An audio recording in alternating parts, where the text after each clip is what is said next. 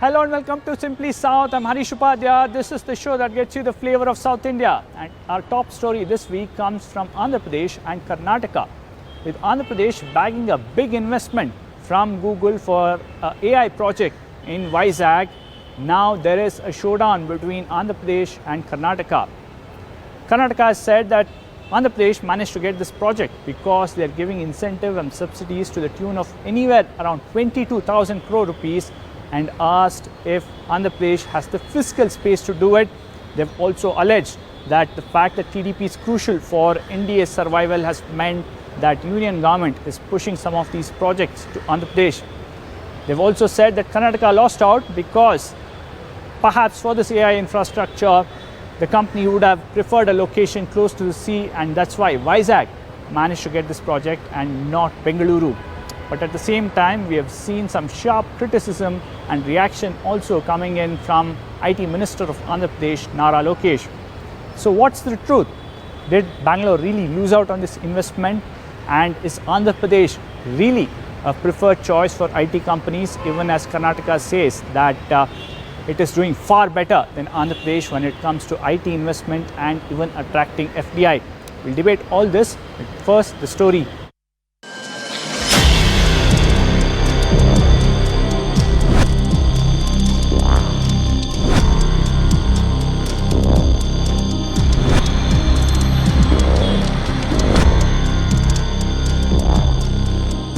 I don't want to react to Nara Lokesh or anyone.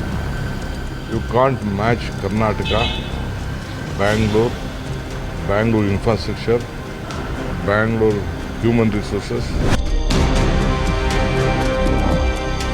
If they are inefficient, what can I do? If their own industrialists are saying that the infrastructure is bad, there's severe power cuts, and they themselves are saying that, then they should first focus on attending to those problems rather than taking on me on Twitter. What they will not tell you, sir, is that the push that they are giving to get investment. See, today Google AI is gone to Vizag is the headline. What they will not tell you is that they are giving 22,000 crores incentives. What they will not tell you is the land is being given at 25% discount. And state GST, 100% reimbursement is going to be given. Ask them, is this true or not?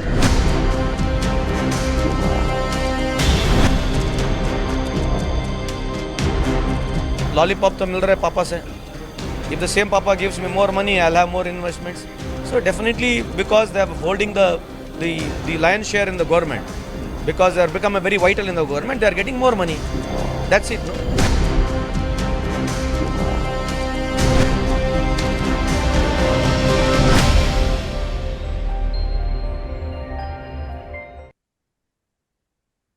Well, to take this debate forward, we have an eminent panel joining us today. First up, we have Mr. Deepak Reddy, a senior leader of the TDP. We also have Mr. G.S. Prashant, the spokesperson of the BJP here in Karnataka. We have Mr. Dhruv Jati, spokesperson of the Congress party. And we have Mr. Ramkrishna Upadhyaya, a senior journalist, joining us on the show today.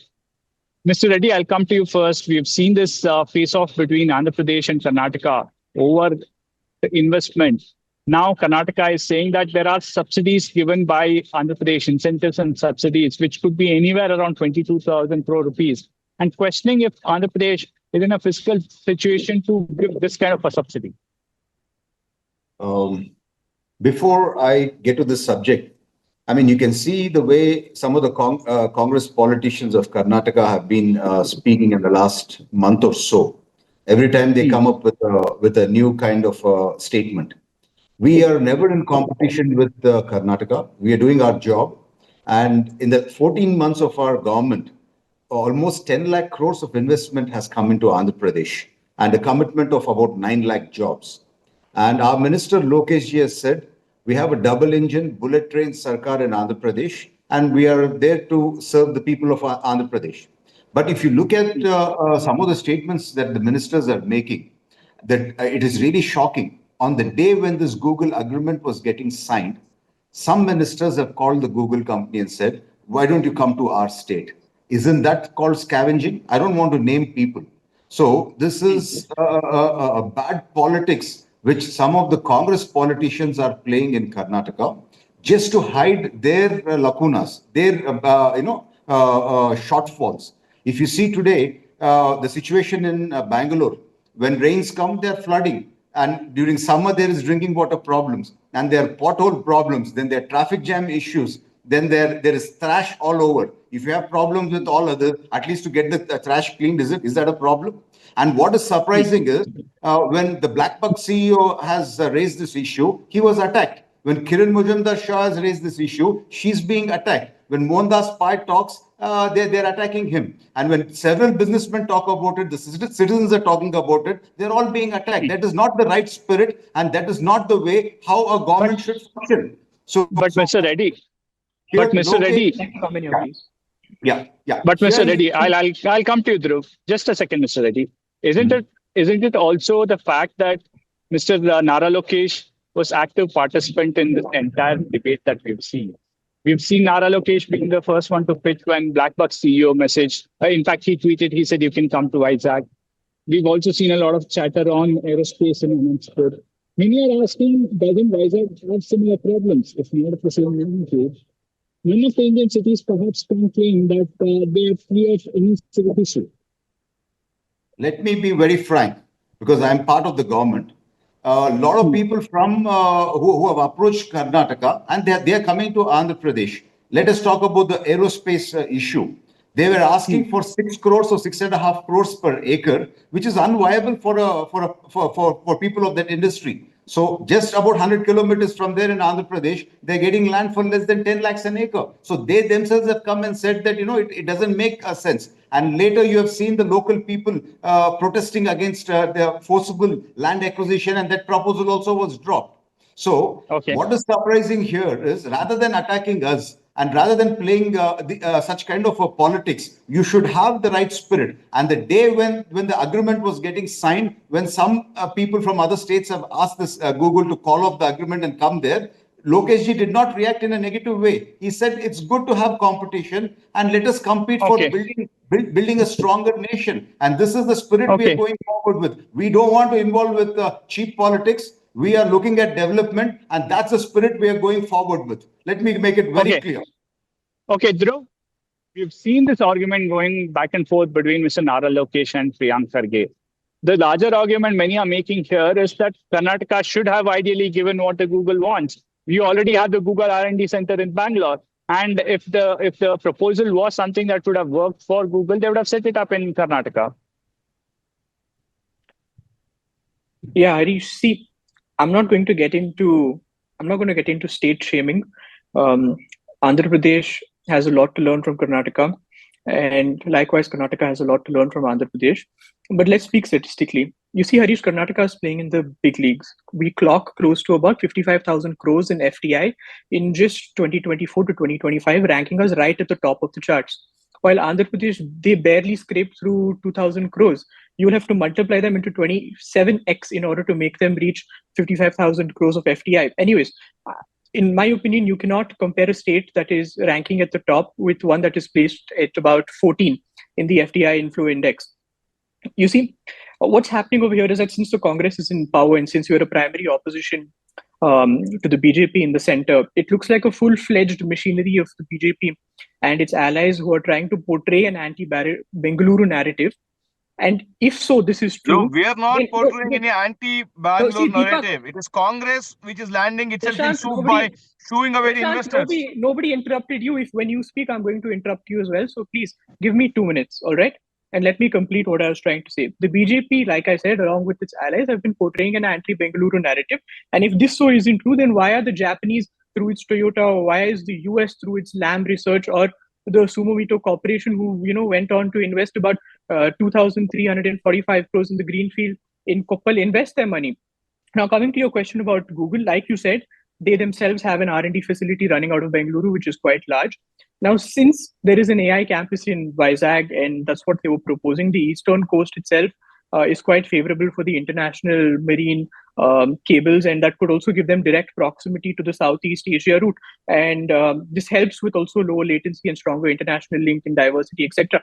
But the question here is, did Google anywhere clarify that they particularly picked Vizag over Karnataka for any specific intent issue? There isn't any such information that is out in the public. So why are we jumping the guns and saying that Vizag was picked over Bengaluru? You also have to realize that Bengaluru is landlocked and it probably could not offer what the AI campus could offer. And it's great that Vizag was able to offer it and that they are able to, increase their FDI. A state like Vizag that is in the south, being able to do that is good, and Karnataka encourages it. There is nothing wrong with this entire thing. But if you also look at the mathematics of it, like it was explained by the ITBT minister, for a state like Andhra Pradesh, giving away maybe 22,000 crores of subsidy, 25% land, no electricity, water tariffs, it might be okay because they are still trying to find their foot and they're struggling to reach about 2,000 crores of FDI, and they can probably afford it, but not in Karnataka.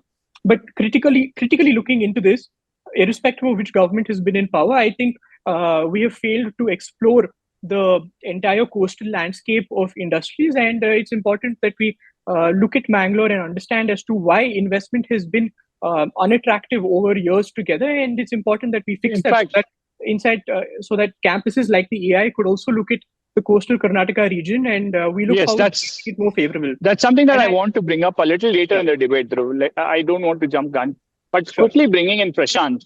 Prashant, one allegation that Santosh Lad made, Labor Minister, just a while ago, speaking to CNN News 18, or even Priyank Kharge, is that the fact that today TDP is inevitable for the NDA means that the union government is putting its might behind some of these investments going into Andhra Pradesh. They are alleging that the bigger, is it just Google investment, or is Mr. Adani and his company involved in it? That's why there's such a strong presence of union government in this. They are saying that not just this, even when it comes to semiconductors, all these investments are sent to states where there's no ecosystem, whether it's Gujarat, Uttar Pradesh, Madhya Pradesh, unlike Tamil Nadu, Karnataka, and even perhaps Maharashtra, which perhaps has a fair bit of semiconductor ecosystem. See, Santosh Lad and Priyank Kharge can make baseless allegations like the leader Rahul Gandhi. Just because they make allegations, those allegations cannot be treated as truth. If you look at the matter here, whether the campus comes up in Andhra or Karnataka, it is Bharat that wins, and it is towards Viksit Bharat 2047. So therefore, the issue of which is the favorable location, the company has decided, so be it. But the bigger question here is, when Google could have one of its biggest offices in Karnataka, in Ananta, what they've named it here, they probably would have definitely explored an alternative, and they're moving out because of the investor sentiment at this point in time. You look at various companies. In fact, how was Kiran Mazumdar-Shaw treated by DK Shivakumar and gang? They're openly threatening her, saying, don't you dare defame us. And you contrast it with what happened 5 or 6 years ago when Yediyurappa ji was the chief minister. Mohandas Pai had a similar critic and had pointed out certain facts about infrastructure apathy. He was called over to the CM's residence, offered a cup of coffee, and also asked for probable solutions, saying what can the government do to help out. That is the investor confidence. That is the investor confidence. And Prashant, that cannot come in by you openly threatening the leaders. Prashant, since you mentioned Kiran Mazumdar-Shaw, let me just quickly bring in a sub-question here. She also mentioned that successive governments have failed Bangalore, whether it's the BJP government before this, or the JDS Congress government before this, or the 10 years of ruling that both BJP and Congress enjoyed between 2008 and 2018. So isn't the BJP also to be blamed for Bangalore missing out on some of these investments because of these infrastructure issues? Harish, it came a day later after DK Shivakumar threatened her. Her initial tweets never spoke about what happened in the past. She said her investors, her foreign clients on the present day looked at Bangalore and they were probably taken aback, saying, why is Bangalore going through this? And after the open backlash by the DCM, she has put out a tweet. Obviously, we cannot really blame her for that tweet as well, because obviously our industry has to run. Because Rahul Gandhi talks about Mohammed ki dukan, but the Congress ministers here are indulging in dhamki ki dukan. Therefore, the industry leaders have clarified, saying, okay, there were infrastructure issues in the past also, but nobody threatened them then. If there were issues, they were called and then discussed. But now they're being threatened directly. Okay. Give me 10 seconds. I will bring in Mr. Ramkrishna Upadhyay into this debate now.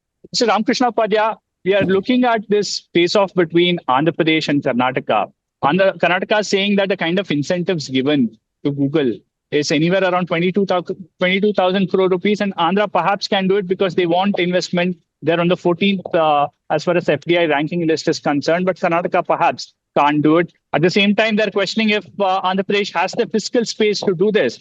But we've also seen Andhra Pradesh saying that there were desperate attempts from Karnataka and other states to stop Google from investing in Vizag. Well, Harish, I just, fact checked on this 22,000 crore, and I found that it is the state government which is giving it. It is the Andhra Pradesh government which has signed the agreement with Google. It includes things like subsidy on land, exemption of stamp duty, capital subsidy on plant and machinery, reimbursement of state GST during the construction, and discounted power tariff. This is what it amounts to. So this is not some subsidy from the central government. Point number one. Point number two is Karnataka doesn't have that kind of money. After spending all your money on the guarantees, you don't have any funds at all. So that being the case, Karnataka shouldn't be saying that, central government is backing this whole project. It is not. It's just a question of, investor choosing the best option available. Is Karnataka in a position to give that kind of option? No, they don't have the money. And besides, they have multiple other problems of infrastructure, which has been, highlighted by people like Kiran Mazumdar. Instead of attending to those problems, you attack them. See, this is a bizarre situation where Karnataka finds itself in. See, being the leader in this field for 30 years, now you're finding yourself on the back foot because there are other competitors. It doesn't mean that you just go on attacking everybody. You have to look inwards and see what the problems are and fix them. Instead of fixing the problems, the Karnataka ministers are trying to attack people. I think this is not the way to go about. Okay. Dhruv, coming back to the point on why the state has failed to ensure that its coastal regions are attractive investment destination. There's an undersea cable that two major companies are taking up. One is Google, other is Meta, and they are going to Mumbai and Vizag. There are questions on why not Mangalore, because perhaps Mangalore has a much longer history of business activity than Vizag has, but still, it's not the preferred destination.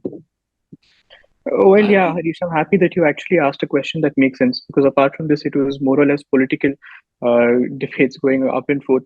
Right. So you see, even our deputy CM in the last session of the parliament quite very explicitly brought up this issue of how the entire coastal Karnataka region that starts from Bengaluru and goes all the way up till Gokarna has been very unexplored in terms of a business level. And a lot of it also has to do with the culture. He spoke about this in the assembly. I'm sure you must have seen it as well. So there is a social issue that comes along with the fact that it has been unattractive in terms of business investments. And that's something that governments over the past 20, 30 years have failed, irrespective of it being a Congress, a BJP or a JDS, simply because the issue is social on the whole. So it's going to take some time, but I can tell you for sure that companies are definitely going to tap into the coastal region in the next 10, 15 years, and it is going to be a hot spot for investment. I would also like to respond to a couple of allegations that were made earlier, because I did not have time to respond at that time. You see, with the BJP, when they were in government, they were not able to move Karnataka up the global charts. It was a 40% Sarkara. Now, when they're in opposition, all they are doing is painting a bad image of the state. And this is not helping anybody, not Karnataka, nobody. They must hang their heads in shame, because even with the few number of representatives that they have, including the only 3 MPs that they have in Bengaluru, they have failed to question the union government on the basic tax devolution issue. Let me remind you, for every 1 rupee that Karnataka gives, we get only 15 paisa back. And that is the state of affairs. Now, if BJP claims to be an accountable party, why not their own MLAs get this type of tax devolution from the central government? If they're really concerned about Karnataka and about Bengaluru, they will be doing so. But in fact, all you see is political hoovering and clearly trying to paint a very bad image of Bengaluru in front of the people of India and investors abroad. Okay. Deepak, there are 2 pointed questions that I want you to answer. One, we've seen Andhra Pradesh talking about investment and pitching in Vizag, Amravati, and even Anantapur. But many are asking if there is an ecosystem. For example, we all have been to Anantapur, and I'm not sure if it has an ecosystem to have a HAL or a Airbus or anybody else thriving there. Not just the ecosystem of aerospace industry, but the other allied infrastructure that you need there. And the second point many are asking is, if Andhra Pradesh's finances are being questioned now on whether they can give this kind of an incentive. Second, why are they on the 14th when it comes to FDI that states are attracting? Many are asking if Andhra Pradesh is making a lot more noise than what actual work is happening or what investment is coming. All right, there are a couple of things I need to answer here. The first thing is the FDI in Karnataka is like 14 times or whatever the other gentleman was telling. 27, sir. Yeah, if whatever that is, why are you people so rattled? I mean, we are not talking about Karnataka. We are talking about inviting people to our state. So there is a problem. Nobody has a problem with that. I mean, you're getting rattled. And you are the ones who are talking about Andhra. Let's get with one thing clear. And the second comment, what you keep doing, AI campus in Andhra is a welcoming issue. doing is the double engine Sarkar. So the fear of the Congress party in Karnataka is that they're going, and for development, a double engine Sarkar has to come there. This is the basic fear. What I would like to know is, anybody who has a complaint about the issues what they are facing, you are attacking them. Now you can go online and check little children putting up videos that they're facing trouble when they're going to school. Are you going to attack those little children going to the school? You have these issues in Delhi and in metropolitan issues that are there.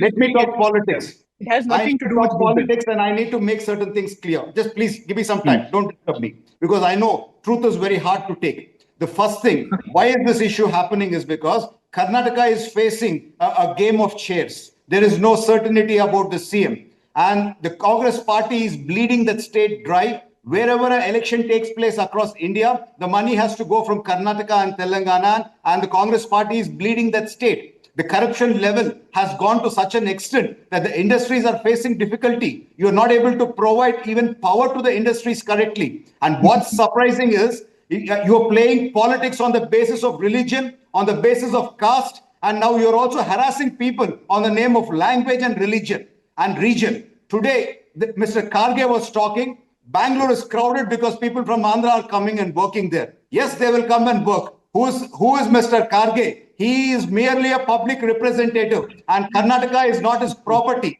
Now, this is an attitude what the Karnataka politicians should learn. When Lokesh ji says, any company has any small problem also, it is a problem we will have a look at. But the Karnataka politicians, rather than owing up to the mistakes, they start attacking people.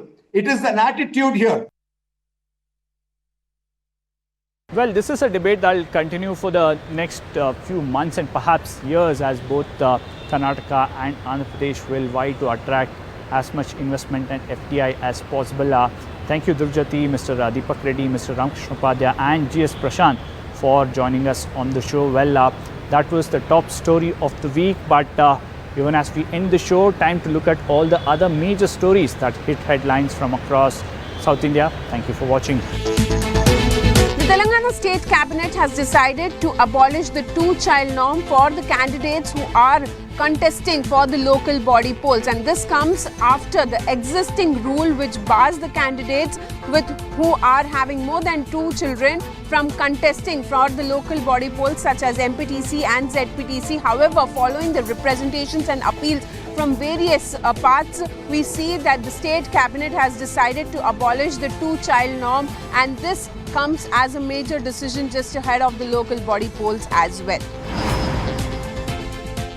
Just ahead of the Jubilee Hills by-polls, now the BRS has been alleging massive vote chori and also fake voters, repeated voters being added. They have also given a representation to the State Election Commission. Meanwhile, the BRS has also filed a petition in the Telangana High Court, where now the High Court has stated that there is no need for giving any separate or new directions into this matter, as the State Election Commission is already in the process of the revision of the voter list and also further investigation on the allegations that have been made by the BRS. Karur tragedy rocked Tamil Nadu Assembly, with war of words escalating between Leader of Opposition Edappadi Palanisamy and Chief Minister M.K. Stalin. In fact, Chief Minister M.K. Stalin in his address had pointed fingers at Vijay and the party, because of which he said because of the delay of Vijay arriving at the spot 7 hours later, and that was the reason why the Karur tragedy took place. War of words between Governor R.N. Ravi and the state government has escalated yet again. This time, Tamil Nadu Chief Minister moved a resolution against Governor Ravi's statements and comments on the Siddha Medical University Bill 2025. The governor had rejected the bill and sent it back to the assembly, and opposing this, the government once again resent the same bill and said that it's only the MLAs who have the authority to change and that the governor cannot make these comments and that it is against the constitution. Congress is taking out Vishwasa Samrakshana Yatra or the faith protection marches across the state. These marches are being held in 4 zones. Now they are raising the issue of gold missing from Sabrimala temple and demanding the resignation of Devasam Minister V.N. Vasavan and Travancore Devasam Board President.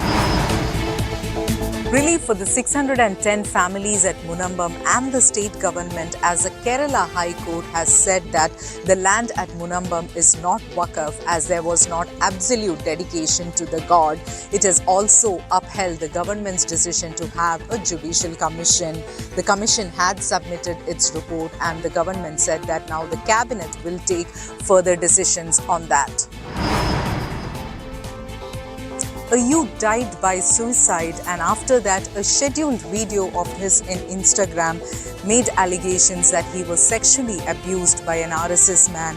In his video, he also said that he was sexually abused in an RSS camp. RSS has denied all these allegations and gave a complaint to the police stating that there needs to be an inquiry into this as they suspect there is a conspiracy behind this. In a shocking incident near Bengaluru's Mantri Mall in Malleshwaram, a 20-year-old college student was brutally murdered, allegedly by an obsessed lover, Vignesh. The victim was returning home to Srirampura when the accused, arriving on a bike, threw chili powder into her face, stabbed her in the neck and in the eyes, killing her on the spot. Investigations revealed that Vignesh had been following Yamini Priya for months now. About 6 months ago, he created a WhatsApp group named Mission Yamini Priya to stalk her movements. He had been previously warned by the police after harassment complaints and had given a written undertaking not to trouble her, but resumed his stalking a month ago. Intensive overnight searches by the police led to Vignesh's arrest on Friday. He is being interrogated by the Srirampura police and the case is under thorough investigation. A Maharashtra resident has been arrested for issuing death threats to Karnataka Minister Priyank Kharge after his call banning RSS activities on government properties. Dannappa Narone from Solapur was apprehended following a complaint at Sadashiv Nagar police station. He was brought to Bengaluru for intensive questioning. He was produced before a judge and sent to 9 days of police custody. Case has been registered under Atrocity Act along with sections on criminal intimidation and intentional insult.